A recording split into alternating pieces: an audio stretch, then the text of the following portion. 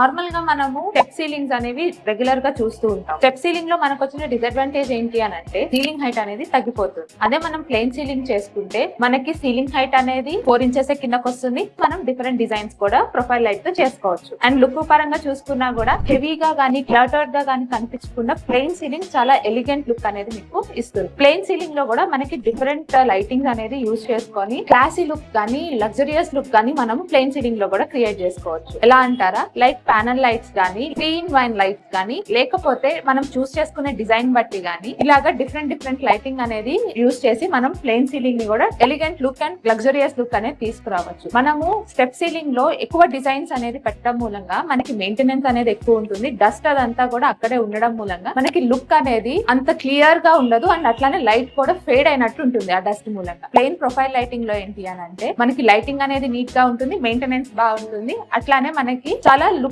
పరంగా కూడా చాలా క్లాసీగా ఉంటుంది.